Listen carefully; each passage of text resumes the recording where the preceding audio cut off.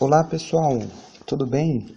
Aqui é o irmão Alex, bem-vindo ao canal aí e nós estamos trazendo, uma série de vídeos, trazendo alguns ensinamentos para que nós venhamos compreender um pouco mais sobre a religião cristã, sobre a história, sobre algumas palavras que cita nas escrituras que normalmente nós não conseguimos encontrar facilmente. Aqui traz uma definição mais ampla delas, beleza? Hoje nós vamos falar sobre a diáspora, que significa dispersão. Essa palavra tornou-se o termo técnico para indicar as comunidades judaicas estabelecidas fora da Palestina, entre o último século antes de Cristo e o século I depois. O estabelecimento de hebreus fora da Palestina começou com a deportação dos israelitas promovidos pelos reis assírios e babilônios nos séculos 8, 7 e 6 a.C. Todas essas comunidades hebraicas perderam a sua identidade, sendo absolvidas pelas populações em que foram inseridas, à exceção da comunidade estabelecida em Babilônia por Nabucodonosor, que constituiu a base para o restabelecimento dos hebreus em Jerusalém na época de Ciro, por volta dos fins do século VI. A comunidade judaica de Babilônia tornou-se próspera e numerosa, mantendo sua identidade até a Idade Média. Também no Egito se estabeleceu comunidades judaicas desde o século VI a.C.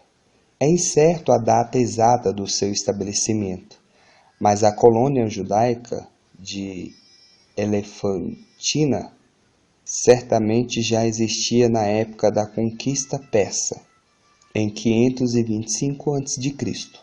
No período dos Ptolomeus, foram oferecidas condições favoráveis para a imigração dos hebreus para o Egito, que acabaria se tornando o mais rico e influente centro do judaísmo fora da Palestina.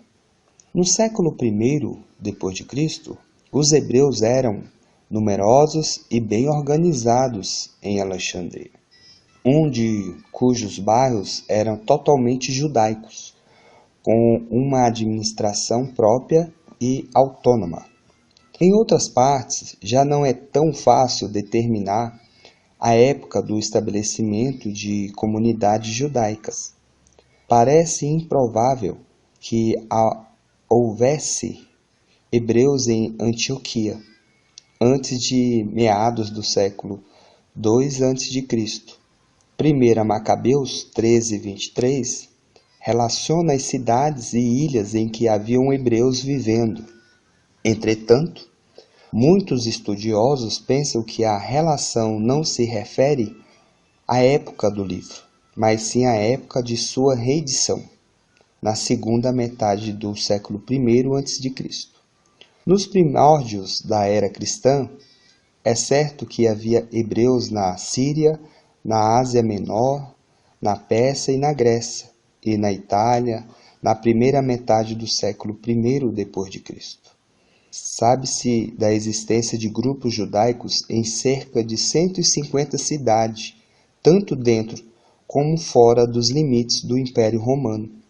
O número de hebreus da diáspora deve ser avaliado em milhões, segundo alguns estudiosos representam de 8 a 10% da toda a população do Império Romano.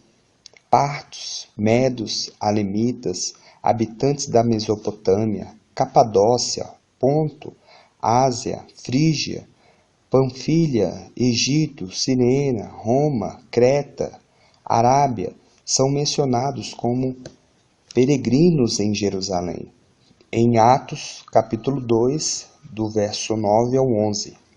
Em Atos e nas epístolas de Paulo, os artigos correlatos são mencionados muitas cidades com sinagogas judaicas. A intenção de Paulo de realizar uma visita à Espanha faz pensar que lá também havia uma colônia judaica, embora não haja alguns testemunhos contemporâneos desse fato. O judaísmo da diáspora era quase inteiramente urbano e muito concentrado nos centros maiores, como Alexandria, Antioquia e Roma. Grande parte dos hebreus da diáspora era composto de mercadores ou artesãos. Por consequente, eles pertenciam ao nível econômico mais alto. Eram ótima a sua posição nas monarquias helenísticas e no Império Romano. A política desses governos era favorável à liberdade das associações religiosas privadas. Nem sempre os hebreus gozavam dos direitos de cidadania plena, mas geralmente gozavam dos privilégios devido à sua importância comercial e à sua conduta habitualmente irrepreensíveis. Assim, encontrava-se ao nível do cidadão médio, quando não até mesmo ao nível superior.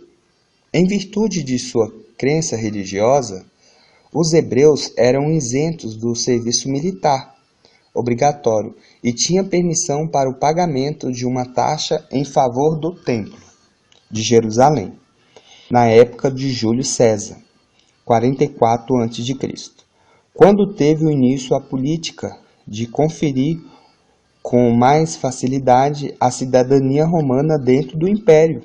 Muitos hebreus a obtiveram, sendo este inclusive o caso de Paulo.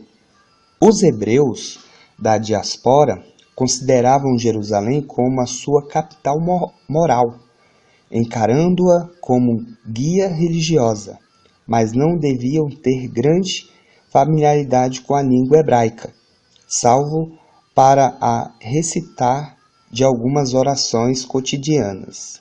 A necessidade de traduções fez nascer os Targum aramaicos e a Septuaginta grega. Todos os hebreus que estavam em condições para tanto realizavam a peregrinação a Jerusalém para as celebrações de uma das 3 grandes festas anuais. As relações entre os hebreus da diáspora e seus vizinhos nem sempre eram boas, pelo mais diversos motivos. Às vezes, as camadas mais pobres das cidades manifestavam inveja em relação ao êxodo e à prosperidade dos hebreus. Outras vezes, a hostilidade nascia em virtude da prática específica do judaísmo, do exclusivismo judaico, do desprezo radical com que os hebreus encaravam as superstições e as imoralidades pagãs. Essa hostilidade também encontra eco na literatura. Posidônio de Apameia, Apônio Molo, Cícero, Sineca, Pérsico, Quintiliano, Estácio, Juvenal, Horácio e Tácito. O beneplácito dos imperadores romanos acabou com a ascensão de Calígula ao trono em 37 d.C. Ele autorizou severas perseguições contra os hebreus de Alexandria e ordenou a ereção de sua estátua com uma estátua divina no Templo de Jerusalém. Decreto que não chegou a ser aplicado, porque Calígula foi assassinado em 41 d.C. Eram frequentes os conflitos entre os hebreus e os cidadãos de Alexandria. Essa hostilidade mútua constitui uma doença crônica. Também surgiram conflitos em Antioquia e os hebreus foram expulsos de Roma na época do império do imperador Cláudio.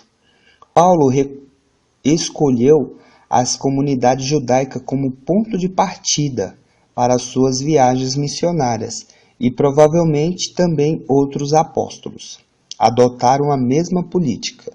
No Novo Testamento, o termo aparece em seu significado técnico, os dispersos entre os gregos, de João capítulo 7, verso 35, e em João capítulo 12, verso 20.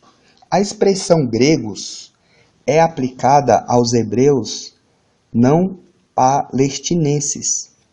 O significado do termo nos endereços de Tiago, capítulo 1, verso 1, e 1 Pedro, capítulo 1, verso 1, não está totalmente claro, recebendo explicações diversas por parte dos intérpretes.